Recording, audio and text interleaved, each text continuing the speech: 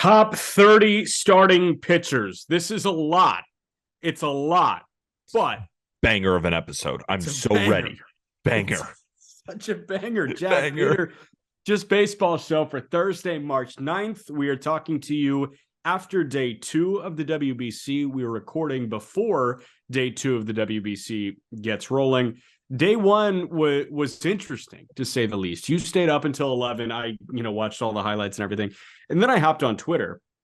I saw that there was a guy with a horn that was just a massive disturbance for the World Baseball Classic crowd at 11 p.m. And then I saw you, Peter Apple, say this feels like something Jack would do. Elaborate. Just be a distraction or, put whatever you want and to get a little bit of attention. But no, I mostly said that as a joke. And I got a little bit of backlash on Twitter. So I put out a tweet and I said, all right, the horn blaring during the broadcast has to go. Sucks. And it did really well for 30 minutes. And then the quote tweets started rolling in from people who don't know, my sense of humor, and just kind of pluck that out and say, these guys are no fun. They're uncultured. They don't understand this style of baseball. And that couldn't have been further from the truth. We're going to be at the World Baseball Classic from March 15th to March 22nd in Miami. I hope every single fan has a horn. I want it to be as loud and as rambunctious as humanly possible. I'm all for the crowd noise. It's, for me, sitting there in a dark room at 11:30 at night, hearing the horn blasting when the broadcasters are trying to go over the game or anything is happening. And I was like, can we just get it off the broadcast, or at least not so loud that it kills every other piece of noise coming out of the game? Let me tell you something. As somebody that calls games and sometimes calls games with not very many people in attendance, the difference between one guy making all that noise and 4,000 people making all that noise is totally different. And one guy is exponentially worse than 4,000. You talk about crowd noise. You talk about baseball ambiance. There are so many conversations. There are so many expletives flying around at a baseball game. But when you're watching on TV, when you're listening on the radio, you can't hear it because it all blends together. There have been minor league games that I've called where I hear one person in my crowd mic for the entire game, and I'm praying to God that they don't drop an F-bomb. Like, that is a common occurrence. And like, obviously, the vuvuzela or the horn, whatever kind of horn this was, it's not going to drop an expletive, but it's way worse when it's just one of them. It's just completely distracting from the game itself. It has you focused on that in particular, which is not the point of the game. I would love to see 50,000 fans going wild and, like you said, horns everywhere, and the overall noise is breaking decibel records. But when there's one horn going off in the broadcast every time there's a ball or strike, or the horn is going off mid-pitch and it's every single second, it's hard to focus on the game. I have nothing against the crowds who want to bring all that kind of stuff and make the atmosphere rowdy. I love that. We would prefer that. So it became kind of a funny thing that I was talking about. Then it got taken seriously, saying I'm uncultured, which made me hate the horn more, but then, sat with it the night. But it took away from the great game that we saw between the Netherlands and Cuba. I wanted to talk about that game. I didn't want the story to be this freaking horn that is taking away from the game itself, which was awesome. Again, one horn bad. If there were 100 horns, good. You're 0-1 in your WBC bets. Care to address that? Yeah.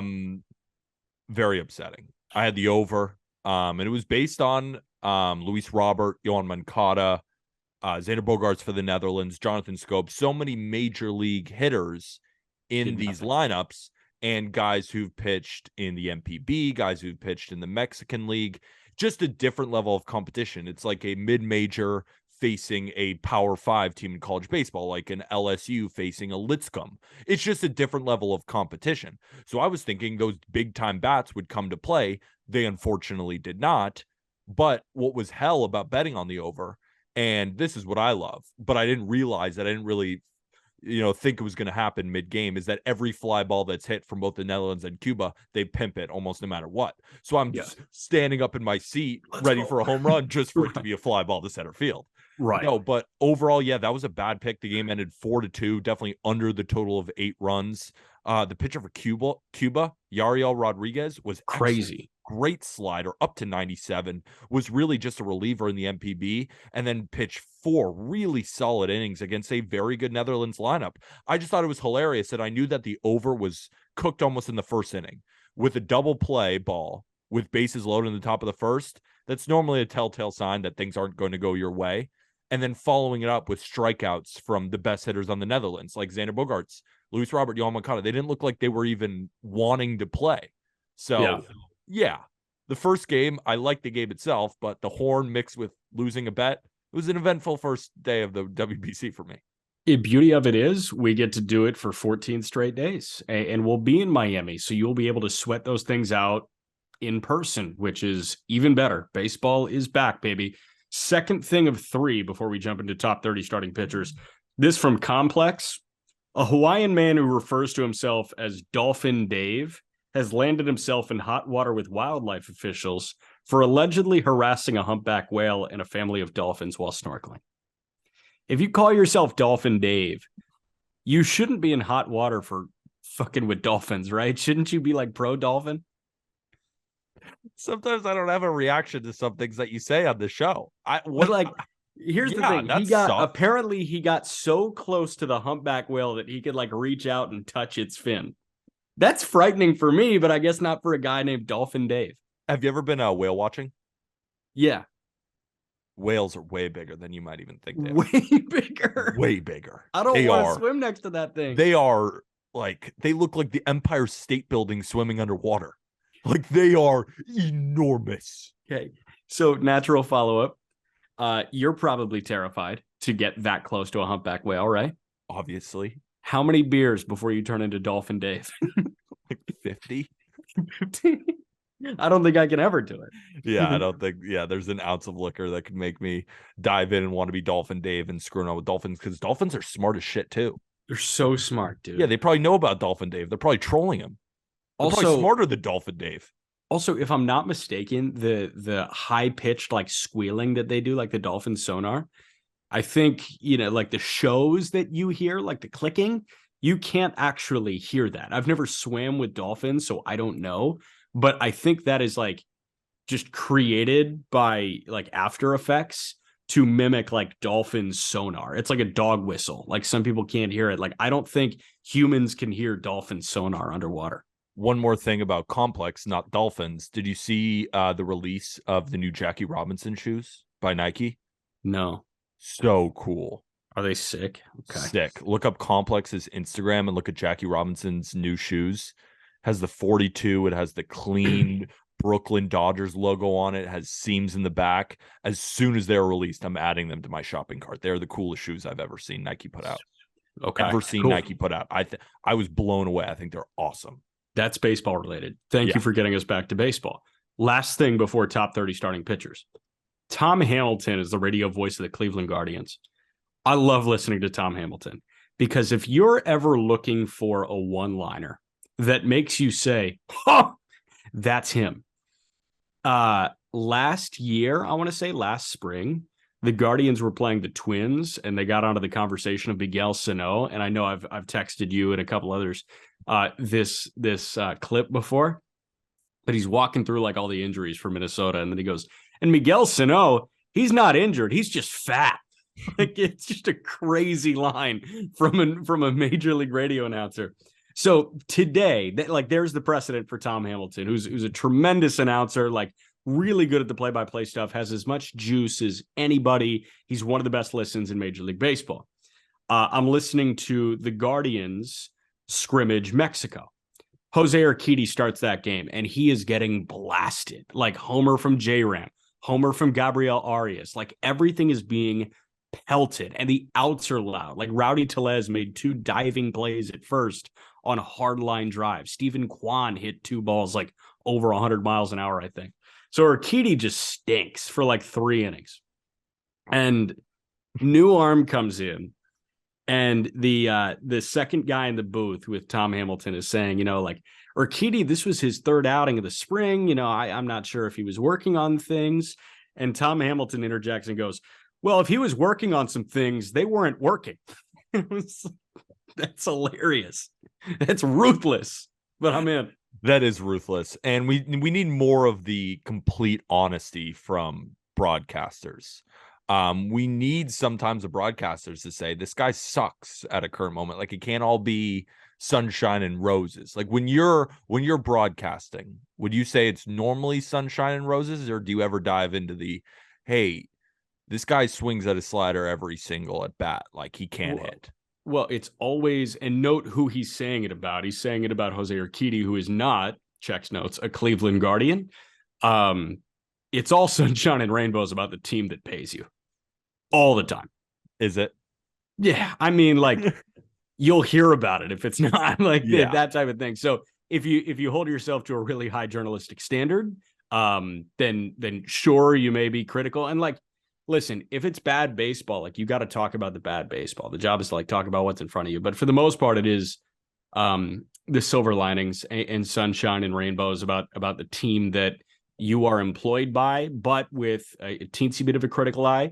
When you hear things like that, like calling Miguel Sano fat, guarantee you he's not a Cleveland Guardian. When he says that whatever Jose Urquidy was working on, it wasn't working, guarantee you he's not a Cleveland Guardian. Yeah, that makes sense. I like listening to the Guardians, and I'm not sure if it's Tom Hamilton, but after the Guardians get the last out, book it. Is that Tom Hamilton? I think so. Yeah, that must be Tom Hamilton. I like that little send off. Yeah, At the end gotcha. of the game. Well, you funny, like your like Sterling though. The Yankees, the best ever. he might be goated. The best ever. All right, top 30 starting pitchers. Top 30 starting pitchers. You can find this article on justbaseball.com. Jack and I are going to kind of go through stacks, because if we went 30-1, listed all of them out, analyzed every single one of them, we'd be here for 4 hours. So we're going to go through stacks, kind of highlight some guys that we're looking at. But overall, again, you can find the full list on justbaseball.com. We're going to release the full list on social media, whether that be, through the TikTok, through Instagram. So you'll see the full list in this episode. We're going to stack it. Yes. So, you can follow along in the article, because we're going to work 30-1. We have like one honorable mention, but he's not really an honorable mention. He's medically disqualified. We did 30 pitchers. We didn't really need an honorable mention, but we have a medically disqualified, because if Walker Buehler was going to pitch this year, he'd be well within the top 30, Correct. But unfortunately out for the season. Correct. If I were to add like one honorable mention to this list that isn't on this list, it's Logan Gilbert of the Mariners. But Gilbert is not on this list. I think he's the first one left off. But yeah, Buehler is the medically DQ'd one. Started 12 games, 65 innings last year. He had an ERA over 4, but like, we know if Walker Buehler is right and he's not dealing with forearm tightness and a second Tommy John, I think he is I think he's in the 5 range. Yeah, I think he's in the 5 to 10 range, around there. I asked Aram this when, we were doing an episode a couple weeks back, and when we were talking about Corbin Burns, we were talking about best pitches in Major League Baseball. And I spoke about Burns and said, I think he has the best pitch repertoire of any pitcher in Major League Baseball. And Aram came back and said, yeah, he's definitely up there, easily top 3. I'd maybe consider Max Scherzer within that, and Walker Buehler. That's the level of stuff that Buehler has. It's just about staying healthy. I mean, he came out of Vanderbilt too. Really, really good pitching prospect, then just vaulted up the Dodgers farm, and then has established himself as one of the best pitchers. It's just he won't be on the field this year. So 2021, he threw 207 innings. He had a 2.47 ERA. I'm going to walk you through pitch arsenal, like pitch by pitch. 44% fastball, sitting 95. Opponents hit 201 against it. 16% cutter at 92. Opponents hit 233. 80-mile-an-hour curveball 13% of the time. Opponents hit $175. Slider 14% of the time. Opponents hit $194. Mix in a changeup. Opponents hit 116 against it, but he only threw it 4% of the time. And then the sinker, he threw 8% of the time. Opponents hit 241. So he can go to 6 pitches, and he will force you into weak contact or no contact with 6 pitches. So that is why that guy was the lone medical DQ. We've got a couple of Padres, 30 and 28. They're sandwiching a Seattle Mariner and George Kirby. Musgrove is 30. Darvish is 28. I am team Musgrove, I think, over Darvish, but I understand why Darvish is over Musgrove because Joe has been good for a year and a half. Darvish has been good for 6 years, and they're pretty comparable right now. I think going into 23, I bet Musgrove again finishes with a better ERA, but Darvish's floor is so much higher than Musgrove's, I think. Yeah, Darvish has been doing it for longer, and he had a better season last year, at least by a WAR total. While WAR for pitchers isn't the end-all, be-all, of course, it's a good way to measure value. And by FWAR, Darvish was at 4.2 to Musgrove at 3.5. But both, again, are really good pitchers. You're splitting hairs by saying which one is better. We have Darvish slightly higher, but again, an argument can be made for both. You know, when I was looking at George Kirby, I found something pretty interesting and something that I didn't really know about him. Like, obviously, when you watch George Kirby pitch, a lot of stuff is coming in hard, right? Fastball, cutter, sinker. That's like 4 of his most used pitches. But then he was throwing a curveball that kind of got slammed last year. It wasn't that great of a pitch. But he started instituting this slider, and it looked better as a breaking ball than that curveball has, but he throws the curveball a ton. His pitch usage is just, I thought, fascinating because he doesn't walk anybody. He might already have the best command in baseball, posting a 4.1% walk rate, one of the lowest in baseball as a rookie. We saw him dominate in the playoffs, 7 shutout innings against the Astros in one of the biggest moments as a young pitcher. We are big believers of George Kirby moving forward, but I wonder how he's going to mess with his pitch mix ultimately to get more outs, because any pitch he throws, he can command it. But I just feel like with 3 pitches all coming in hard but darting different ways, it's almost the Lance Lynn effect, where if hitters time you up correctly, you could have a rough day. I'm curious what his mix is going to look like in 2023. Yeah, I bet more slider. You think so? I would hope so. I also hope more changeup because the changeup was fine. He only threw it 8% of the time, but like it was fine. I think that he is probably in a better situation than Lance Lynn because Lance Lynn is in the Bartolo Colon situation where Lance Lynn's just throwing a bunch of different iterations of a fastball, right? He's throwing 4-seam, cutter, sinker, like they all kind of look the exact same. That's what I'm saying. That's what Kirby's kind of doing. But Kirby's got 4-seam slider, curveball, like fastball in the mid-90s, slider in the high 80s, curveball in the low 80s. Then he's got a sinker in the mid-90s, and then he's got a changeup in the mid-80s. So there's enough separation there. Like he's 80 to 95. Lance Lynn is like 88 to 94. You know what I mean? So like things are just kind of moving different ways. Kirby, at least he has a little bit of velo separation. He's got to find like one of those breaking pitches because opponents kind of battered the slider too. Opponents hit 320 against the slider, 317 against the curveball. He's got to make one of them good. Yeah, no, what I was looking at, last year, 45% of the time he threw a 95-mile-an-hour 4-seam, 12% of the time he threw an 88-mile-an-hour cutter, and 12% of the time he threw a 95-mile-an-hour sinker. So 70% of his pitches are variations of fastballs. You have a cutter on Savant? Yeah, that's the problem. I don't have a cutter on pitcher list. Maybe we should use the same data. God, all right, I'm going to go to Savant. Sorry. I love pitcher list, though. No, pitcher list is great. And sometimes Savant doesn't qualify pitches the same as other websites. And maybe it is more of a slider because that cutter I know has more movement than what normal cutters have. And it's not, 91 with a little bit of break. It's more of an 88-mile-an-hour sweeping cutter. So it can be kind of classified as such. But I guess I was just looking and I wanted to mention it because I was surprised that if it does qualify as a cutter, 70% of the pitches he throws are variations of fastballs. Yeah. So there we go. Yeah, I mean, that's concerning, but he's a top 30 pitcher because he doesn't walk anybody and he throws in the mid-90s. Like, yeah, Yeah, we spent a lot of time on that, but like we're But full steam ahead believing in him. right, and because like all these bad numbers we just threw at you, he still had a 3.4 ERA. Exactly, and a lower expected ERA. Yeah, so boom. All right. Triston McKenzie debuts on this list at 27. McKenzie had a sub-3 ERA last year.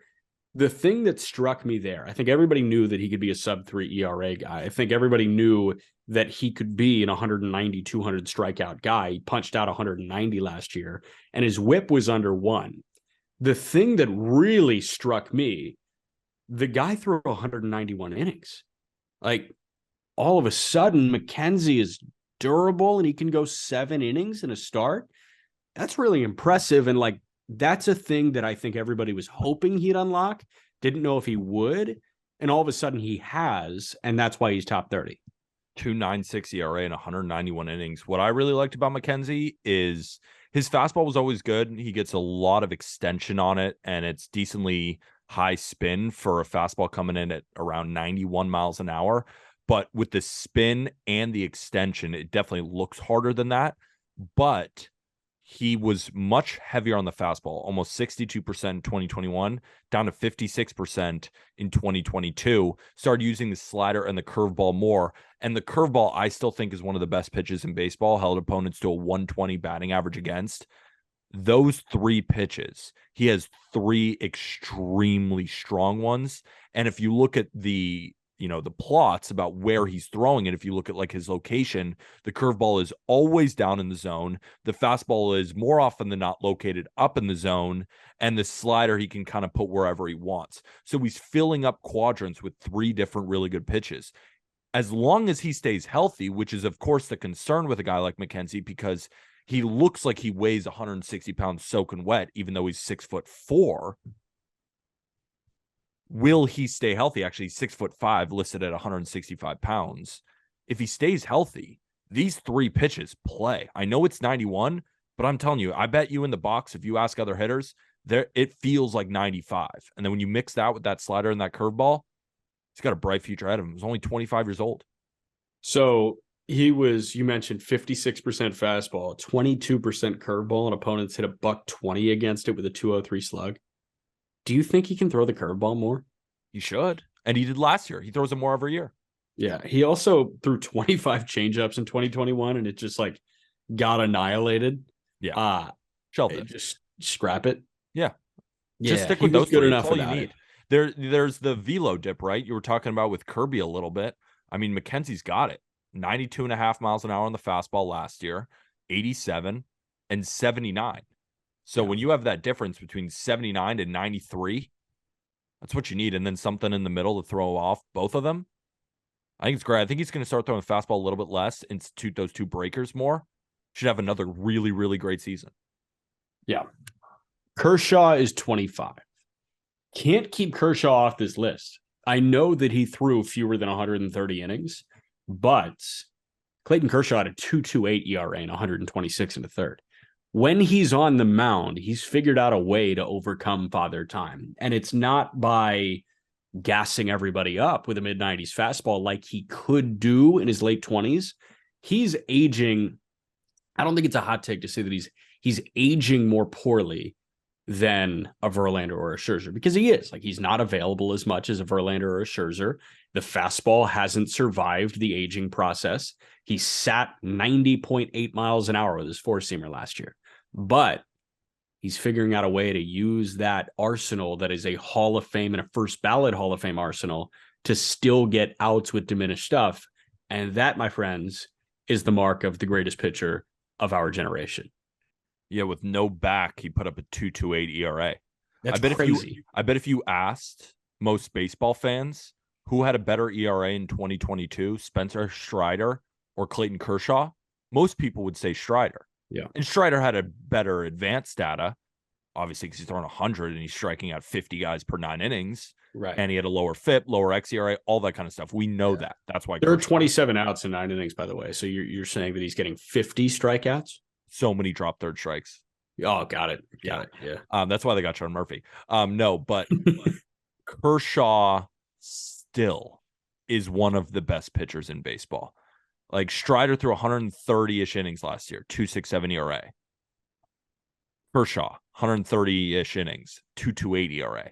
He's still that dude, even with a shell of a body that he once had. And he's still going to be great again this year. There's no reason to believe that he won't. Right. The thing that I want people to appreciate about Clayton Kershaw when it's all said and done, like obviously the accolades are great. 9-time All-Star, 5 ERA titles, 3 Cy Youngs, an MVP, and a pitching triple crown. The thing that I don't think people really understand about Clayton Kershaw is this dude doesn't walk anyone. Career 9.8 Ks per nine. So he's 10 Ks per nine, 2.2 walks per nine. Last year, 126 innings, 137 strikeouts, 23 walks. Every year, it's, wow, Kershaw's not going to walk anybody, huh? 2016, he finished 5th in Cy Young voting through 149 innings, 172 strikeouts, 11 walks issued. That's Kershaw. He's going to beat you in the strike zone. And those are the best pitchers in the game, the ones that can beat you in the strike zone. And I think that there are a lot of guys that are figuring out how to do that. And I think that's why we're in the golden age of pitching. I totally agree. Moving kind of farther down our list a little bit, we'll gloss over 24 because I think 23 and 22 is just a really, really fun debate because they're teammates. One had really his first big year in Major League Baseball, and the other has been doing this at least now for a couple of years. That's Manoah versus Gausman. We personally have Gausman 23, Alek Manoah 22. Have you seen Manoah's advanced stuff? No. His advanced data, like from last year, right, puts up the 2.24 ERA. Phenomenal. The FIP, xFIP, these numbers are in the mid threes, and the xERA is 3.31. It's almost like one of those things where I don't really know what to believe because Manoah doesn't strike out guys like you might think he does. 180 strikeouts in 196 innings last year. But I remember watching him in the All-Star game, and he's one of the hardest pitchers to predict this year because when I watch Alek Manoah, I see a bona fide ace in this league one day. And he was that last year. But a lot of the numbers are saying major regression is coming. And we've seen these with pitchers before who have outperformed this year over year. We've seen pitchers who end up looking a lot like their xFIP, FIP, and xERA, PCRA, Sierra, all these different stats. I don't know what to do with him. My baseball brain says he's going to be totally fine. My analytical brain says this is a guy who you should fade next year, like when betting on a particular game. And they're coming together, and what comes out of it is a big question mark. I simply don't know. Yeah, what do you think my side of the argument is? You love him, and you think he's going to shove? Yeah, like I'm not that much of a help because, like, I don't know, the lowercase x just makes me angry like every boomer ever. No, yeah, I mean, like FIP, Sierra, PCRA. Yeah, like there's more than that. Place stock in all of it. Yes. Yeah. It's like when one stat, we know that ERA is not a great pitching stat to do because obviously there's a lot of luck involved, there's a lot of defense involved, and all that kind of stuff. But like if allowing runs is the name of the game, like that's not allowing runs is the mark of a good pitcher. And Alek Manoah, over 9 innings, allowed more than one fewer run than Kevin Gausman did. That's a fact. And then Gausman, you look at him, one of the top, I think he finished 2nd or 3rd in WAR among all pitchers. Insane strikeout numbers, doesn't walk a soul, but allowed more runs last year. It's a tough one because all the advanced stuff, Gausman's a king. Right. That's why they're on the same team. They're both awesome, but the numbers are completely different. And I can't decide. I can decide, and I'm very happy with how we ranked it at Gausman 23, Manoah 22. If I were to go to grad school, I'd want my thesis, my doctoral thesis, to be why FWAR is a stat geared to benefit Kevin Gausman and only Kevin Gausman. Like and Aaron Nola. Tell me this, and Aaron Nola. But Nola, like I understand it, we'll get to Nola, but Manoah threw 22 more innings, was better than a run better in ERA, had a better whip, but was a win and a half worse. 4.1 WAR compared to 5.7. Where does that come from? Like, Manoah was objectively better in all the traditional numbers, and he is a win and a half less than Kevin Gausman. It's a FIP thing, like Strikeout and walk. Strikeout and walk, like Manoah, but Manoah, like 51 walks in 196 innings. That's not terrible. No, it's not terrible. And, Manoah allows a lot of contact, or at least much more than a guy like Kevin Gausman does. But Alek Manoah was in the 92nd percentile on hard hit rate allowed. So, yes, he's allowing much more contact. But it's all weak. But it's soft contact, which is what you want. It's very fascinating. I think both pitchers are great. I think both pitchers should be in the top 25. I'd be interested to really put a gun to some Blue Jays fans' heads and say, next year, who do you think will be better? I think most of them would say Manoah, but it's funny, the numbers say Gausman. I don't know. I'm excited to watch. I think both are going to be great. I'm Team Manoah. I think I'm Team Manoah too. Okay. But barely. And it's not because I don't like Manoah. It's because I really like Gausman. I mean, the splitter is unbelievable. It's one of the best pitches in baseball. Yeah. 17 through 20 is the next range that I want to walk through, because you've got lefty, then teammate of 18 in the 19th spot, and then you've got another guy that is more durable and more of an innings eater at 20 than the guy at 19. Shane McClanahan is 17. Framber Valdez is 18. Teammate Christian Javier is 19. Luis Castillo is 20. This was a weird spot for all these guys. Let's start with Castillo and Javier, because those are the two righties, and then we'll go to the two lefties. Castillo was hurt for a bit.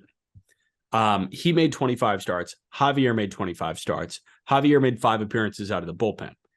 Javier threw 2 fewer innings than Castillo, but Christian Javier had a 2.5 ERA. Castillo had a 2.9.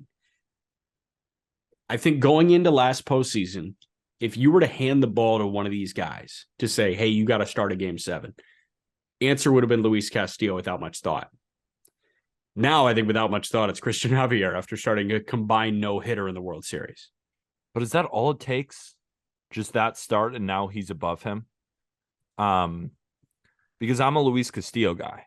I think Luis Castillo, with the Mariners, he was electric. He was so good. And even with the Reds, he was great too. He had to move spots a little bit, and he was still great in the playoffs.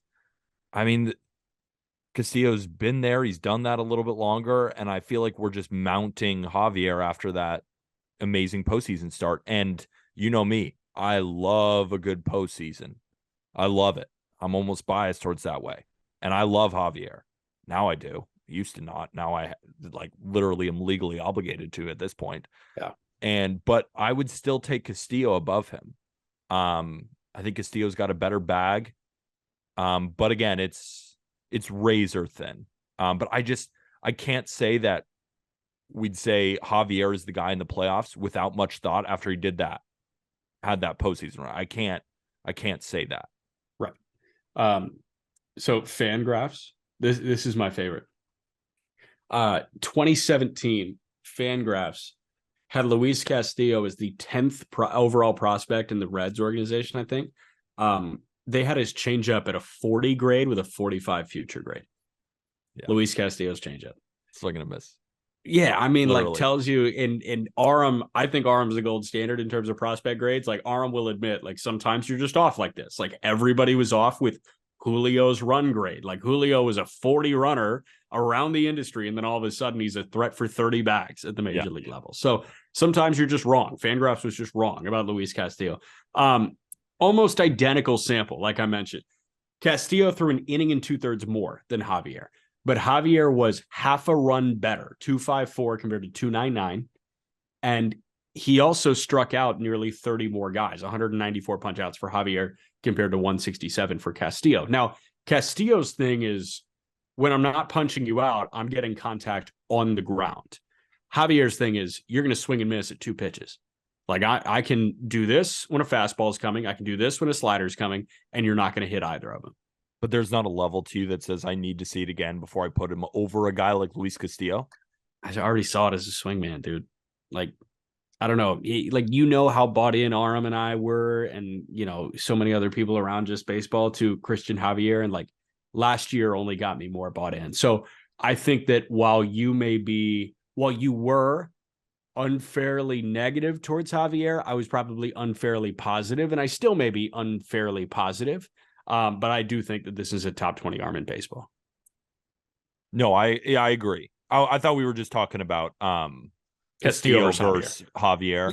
Yeah, I agree. Like Javier would be 20 and Castillo would be 19 or something like that. Right. So I agree with those. My definitive statement, I would take Javier over Luis Castillo. I would take Luis Castillo. But again, they're right next to each other. So it's just that kind of debate where I just feel like Luis Castillo has done it longer. I think his pitch repertoire is more diverse. And I just think if I was stepping into the box, it'd be harder to hit Luis Castillo than sitting on two different pitches. But again, those two different pitches from Javier are arguably better than anything Luis Castillo has. So it's a little bit of a trade-off there. Both are going to be great this year. I'm excited. If you got in the box against Christian Javier. Yeah, I mean, I'm 0 for 100 against both of them. But I know. But 0 for 100 for Luis Castillo might be harder. So if you got in the box against Christian Javier and he could only throw fastballs, how many fastballs do you think it would take for you to make contact? 4. Are you like purposely swinging over the top of him because of that much ride? Just let me lock in. I need 3. I'll strike out on 3 pitches. Lock in. Yeah. But then I'm locked in. Next AB, you ain't getting another one by me. No way. Luis Castillo, 5. Okay. 5 fastballs? 5 fastballs. Damn. All right. See, I think Javier's fastball is harder to hit than Castillo's. I agree. They're both impossible to hit for us plebes. But I love that Framber is over both of them because he's a 200 inning guy. Yeah. And Framber Valdez, he may walk some more guys than I think you would expect from him because like he's so good, lower half, and he's just under a punch out per inning. But what Framber does is so magical. You're never going to hit the ball in the air against him. Like nobody does it. We were talking about home run to fly ball rate, and Framber's like blows the rest of the league out of the water because nobody hits the ball in the air. Like there are no flyouts. If you hit the ball in the air, it might be going out. I think that guy has a plan of attack, and he's so good at executing that plan of attack on a nightly basis. However, I do like that he is directly behind McClanahan, because if you gave me a pick of Framber or McClanahan to have for this year, I'm saying Shane, because what we saw from McClanahan last year, and I don't want to throw the Kershaw comp on him, but what I just said about Kershaw, he is willing to attack you in the zone with several different pitches, and he will get you out in the strike zone. That's Shane, man. 166 innings, 38 walks, 194 punch-outs. He will kill you in the strike zone. And I think Framber, he will kill you bottom of the zone and below the zone. Yeah, I guess for me personally, I would take Framber over Shane McClanahan. I like Framber so much. Again, you said it yourself, innings eater, and can lead your team to victory, can put your team on his back and lead you to victory. We saw it against a Phillies team in the World Series, similar to kind of Christian Javier.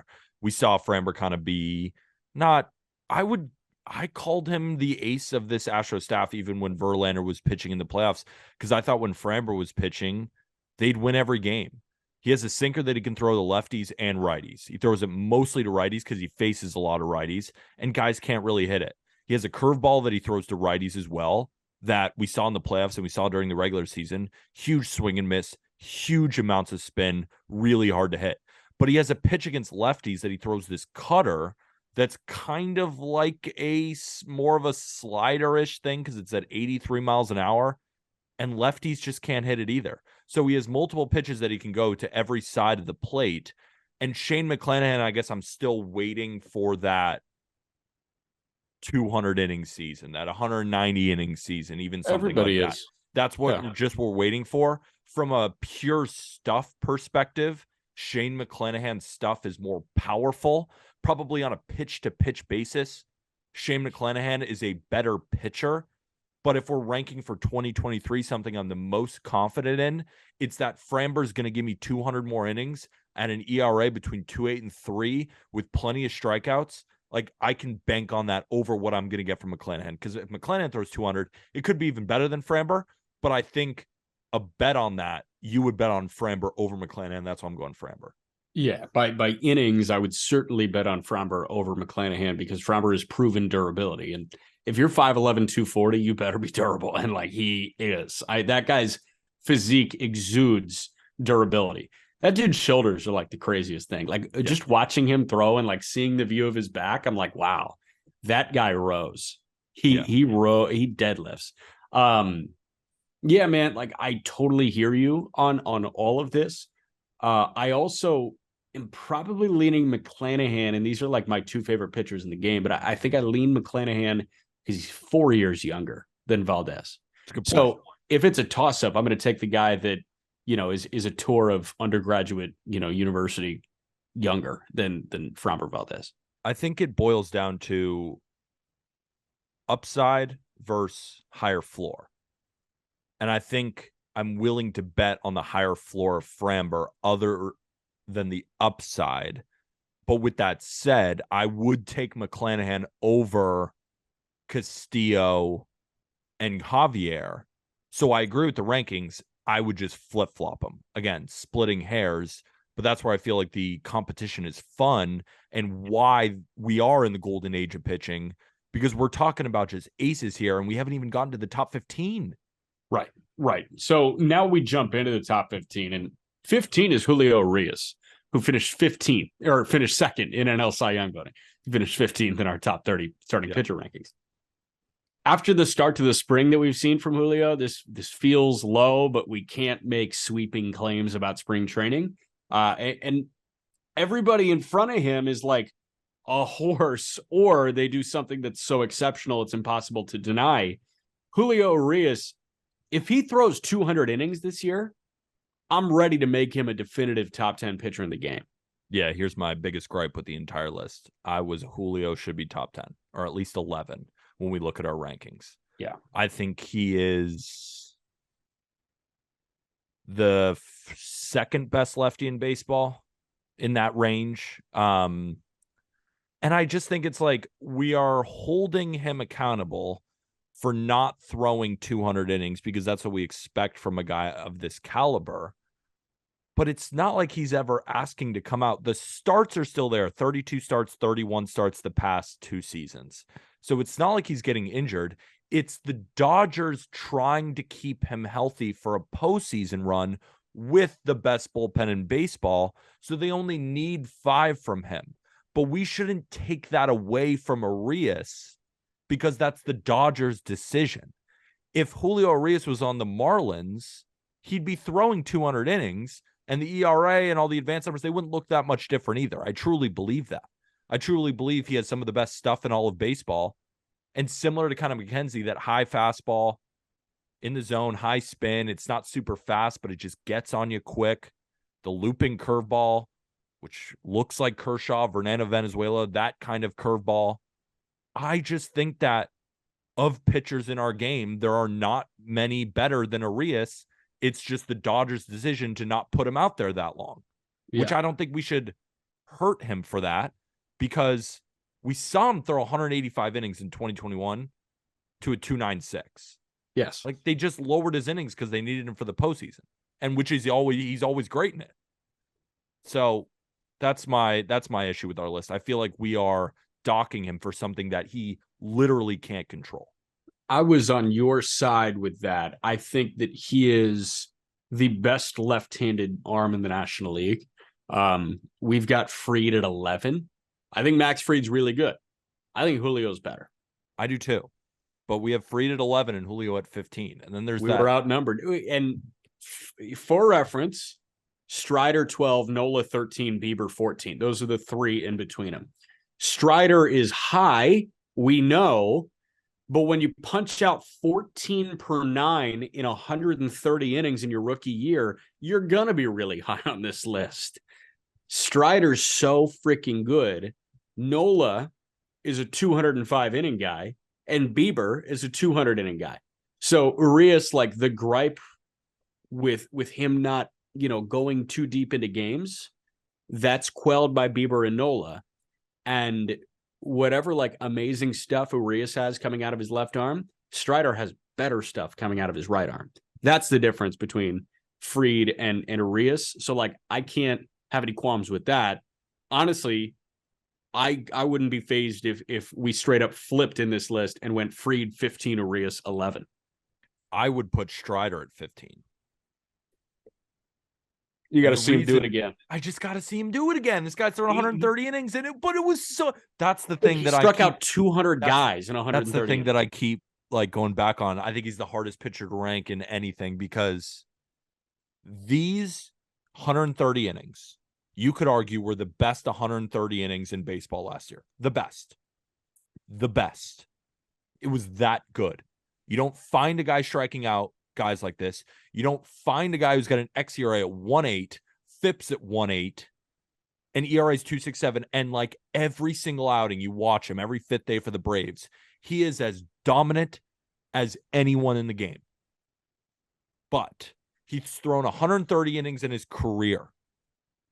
And he's like better than some of these guys who have been there, done that. Big game. Also, there was the blowups at the end of the season for Strider. There's the will he stay healthy enough to be a 200 inning guy in our league? He's listed at 6 foot. I think he's shorter than that personally. He's got the legs to do it. But I'm curious. Like, I just think we're mounting him so quickly. And we do this for guys that we really believe in. And I don't want this to say that I don't believe in Strider. Like, even putting him at 15 on a top 30 pitchers list after 130 innings is incredible. That just goes to show how much we believe in this guy. But 12, like, putting him over some guys who I'm like, I know Aaron Nola's going to shove next year. The only thing that would make Bieber not shove is health. But he's won a Cy Young. I know it's in a shortened season, but like 2.75 ERA plus in 2020, like that year is crazy. But these guys, I've seen it before. There's such better bets, but the upside of Strider is top 3. That's how good he is. So it's such a tough player to look at. So I am so sold on Dana Brown because, you see this and you're like, wait, 4th round out of Clemson? How did nobody see this shit coming? Like, he was this good his rookie year. That was 2020. Dana Brown drafted Michael Harris out of high school in the 3rd round in 19. He drafted Vaughn Grissom out of high school in the 11th round in 19. And he drafted Spencer Strider in the 4th round out of Clemson in 2020. Like, how did nobody see this shit coming from any of the 3 of them? And Dana Brown was the guy overseeing the draft. Like, heap praise on Alex Anthopoulos.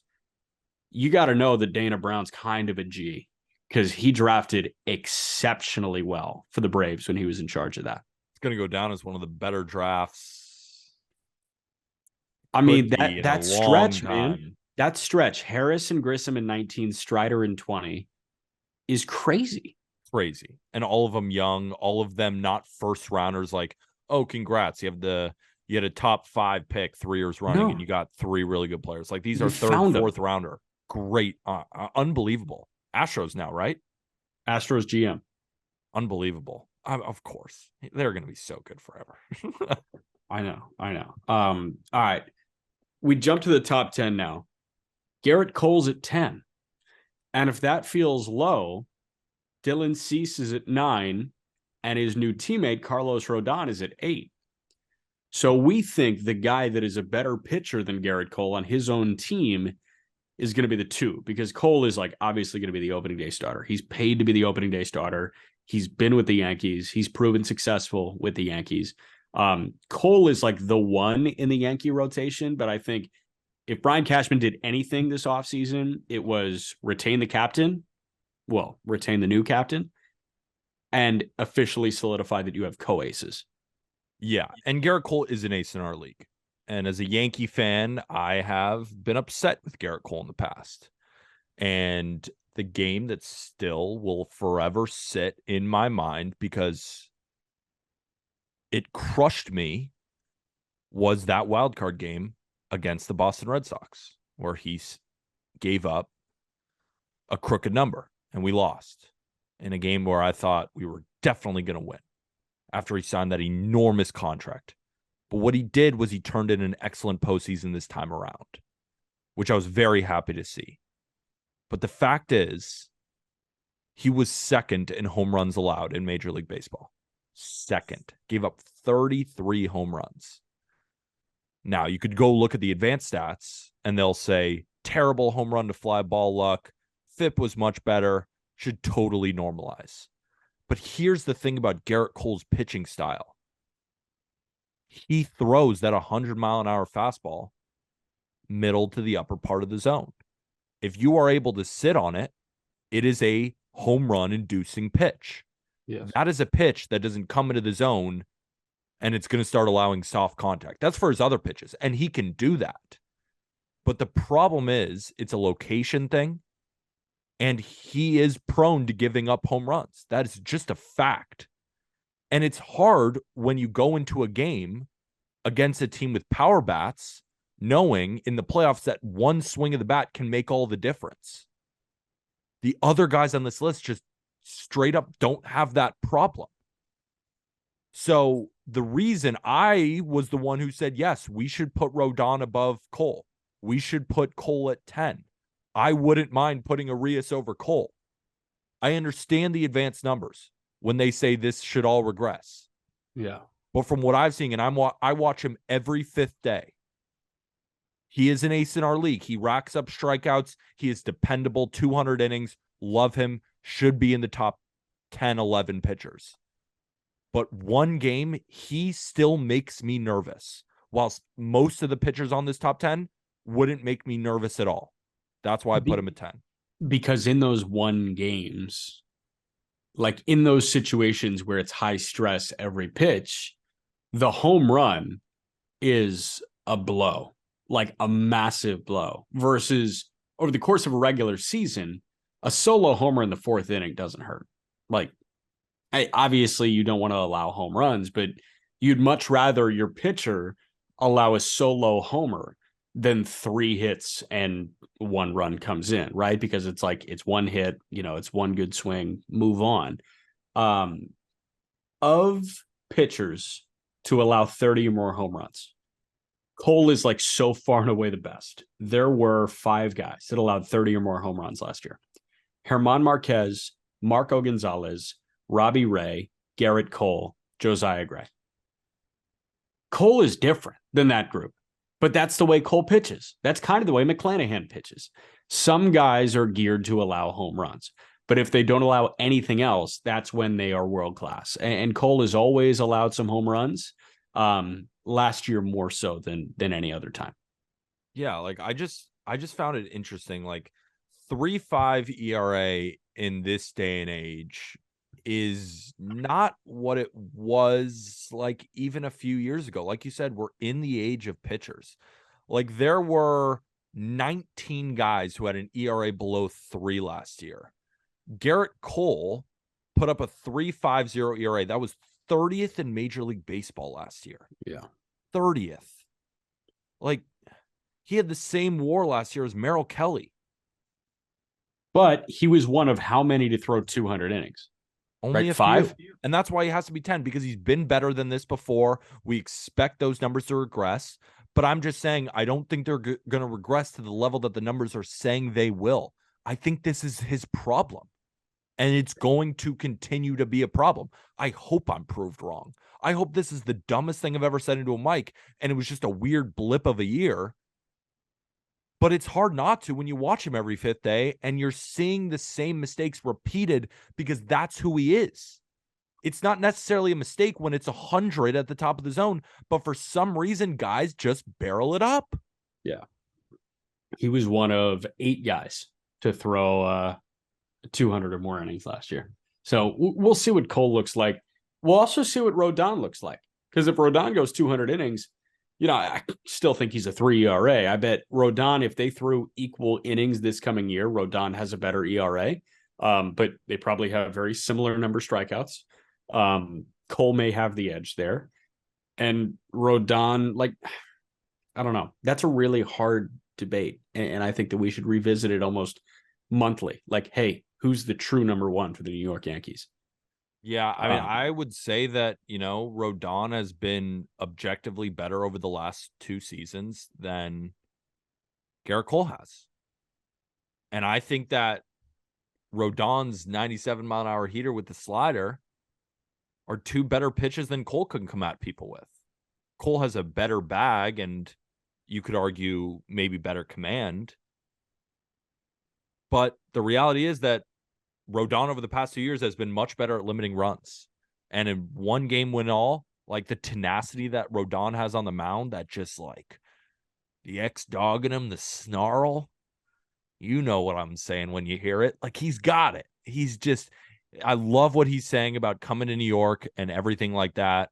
I'm very excited to see Rodon this season. If he can stay healthy, I think he established himself as the best lefty in the game. Real quick aside, it is official. Jim Boeheim is out as Syracuse's head coach. He is done. He is retired. 47 years. Adrian Autry, the new head coach of our alma mater. Nice. Fantastic. Good for Red.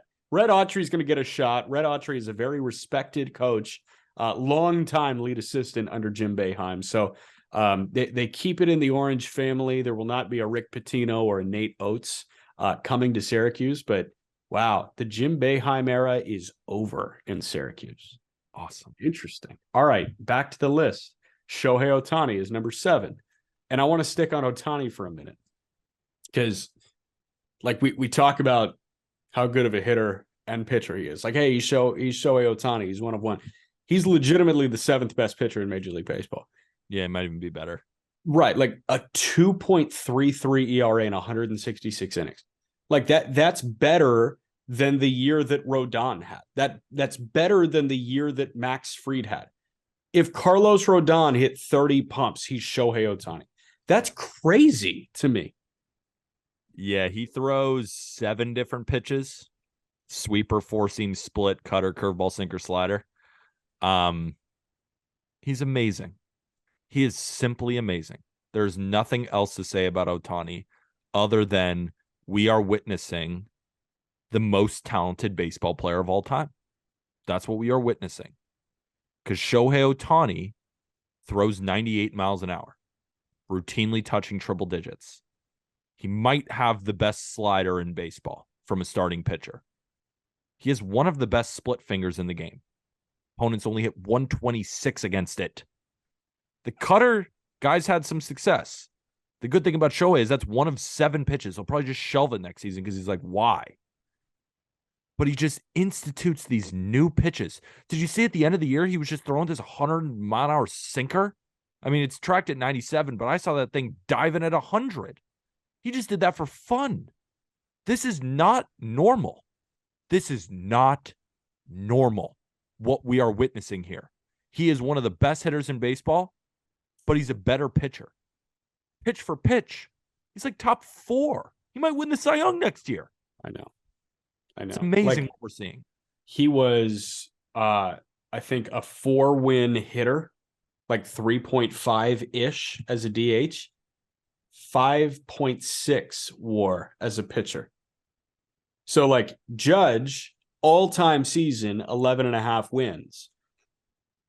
An excellent season, the best season in baseball on a yearly basis, unless you break Roger Maris's record and hit 320, is typically a 7.5 WAR season. That's an incredible season. Maybe 1 or 2 guys get to 7 WAR. Goldschmidt was Machado, Arenado were 7 WAR guys last year. Right.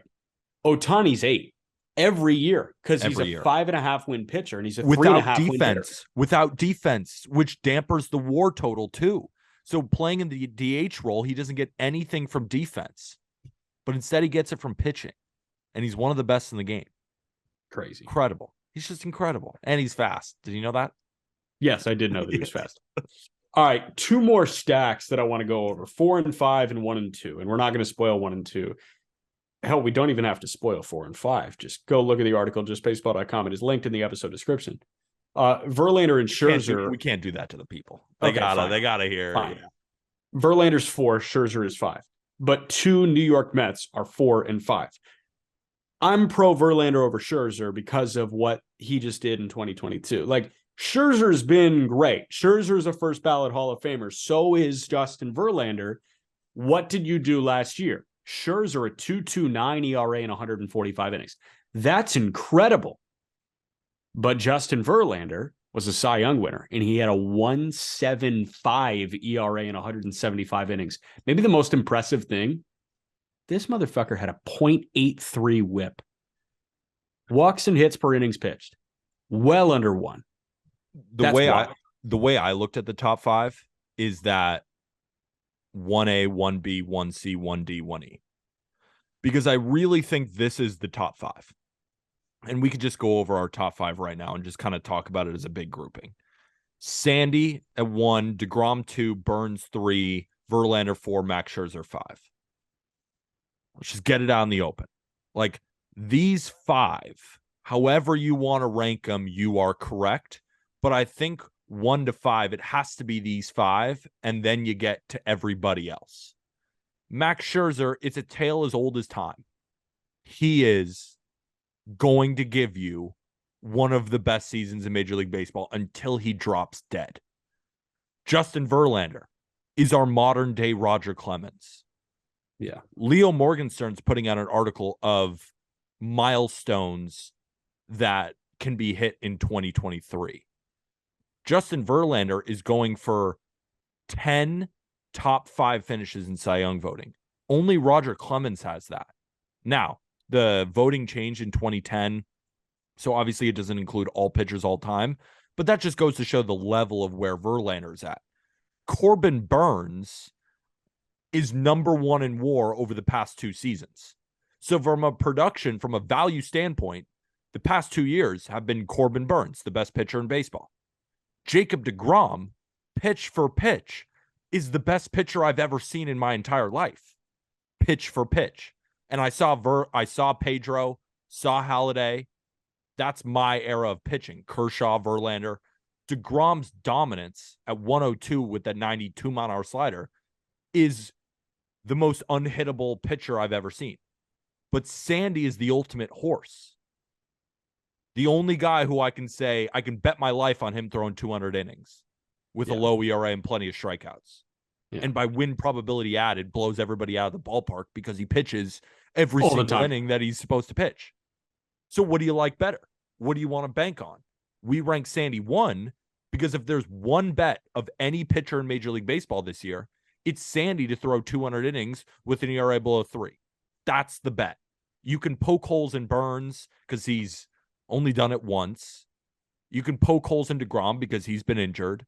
Scherzer and Verlander are, of course, past their prime, even though Verlander just put up a 1.75 ERA as a 39-year-old. Right.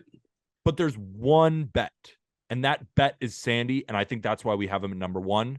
But just to summarize, you really can make the argument for all 5 of these guys in whatever order you want, and you'd be correct.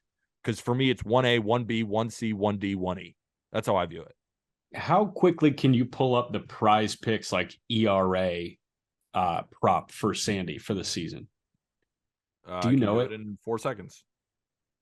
I'm curious what it is. Like, I bet it's 2.4. No, it's way higher.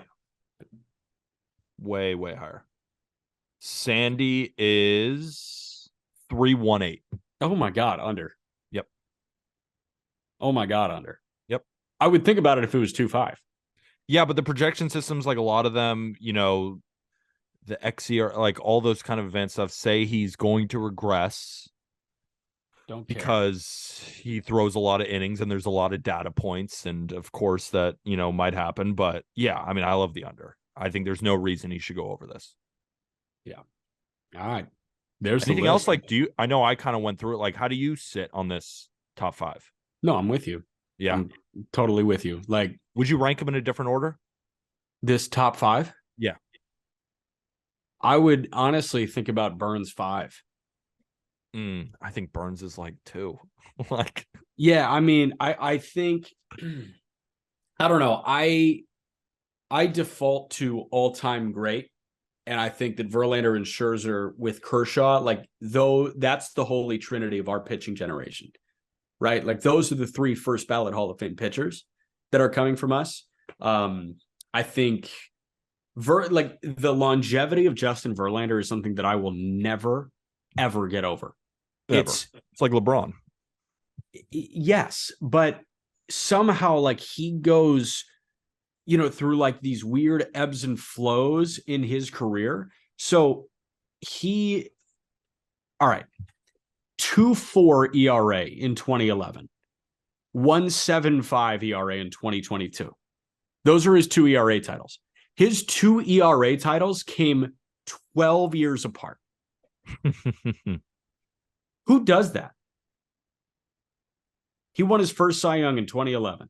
And you know what's great about that too is most, back in the day, people would say, oh, that's steroids. We have no reason to believe that at all. At all. This is just God-given ability. And I mean, he takes care of his body. He knows his body, similar to Brady, LeBron, like these guys who can play at a high level at 40 should be revered. I mean, right. This is one of the great players of our generation. Scherzer got a late start on his dominance. Like Scherzer's 7-year window is as good as any 7-year window for Verlander, arguably better. And it's probably second to only Kershaw. Kershaw's 7-year window is crazy. But nobody in the game, like these are Justin Verlander's years in which he finished top 10 in Cy Young voting. 2006, 2007, 2009, 2011, 2012, 2016, 2017, 2018, 2019, 2022. You fucking serious? Amazing. That amazing. Good for that long? Yeah. You don't see that. Yeah, like so that's why I probably side with Verlander over Burns, because like Burns has done it like 1.5 times. He struggled after the All-Star break last year. I was texting Colby about it, who helped author this list. I think it was like a 3.8 ERA post All-Star break. So Burns did it for 1.5 years, maybe 2 years if you factor in the back half of 2020. But yeah, man, like I think I would probably go Sandy, DeGrom, Verlander, Scherzer, Burns. I also want to shout out number 6, Zach Wheeler. Yeah. Phillies fans, we remember the ride. We both remember Phillies money line every single time that motherfucker took the mound, because nobody was better in the postseason than Zach Wheeler. He lost a little bit of velo there, didn't look quite like himself. It looked like they just kind of ran him into the ground at that point. Like even during the season, he dealt with an injury there where he only threw 153 innings. But Phillies fans, Nola is amazing. He's high in our ranks. But Zach Wheeler, that's the guy. That's the guy. And I will ride Zach Wheeler till I die. Yeah. I think he's awesome. And that's it. That was top 30 pitchers. Remember, you can find the full article on justbaseball.com. You'll see the full list on social. Make sure to get yourself some Just Baseball merch. I'm rocking a hat. I'm even rocking the long athletic tee. As you can tell, I'm very comfortable, extremely comfortable in all of my Just Baseball merch. That link is in the episode description. But of course, if you don't want to spend a dime, we would appreciate a 5-star review, whether that be on Apple or Spotify.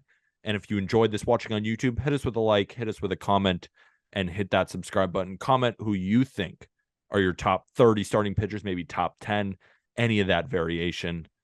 And with that, thank you, everybody.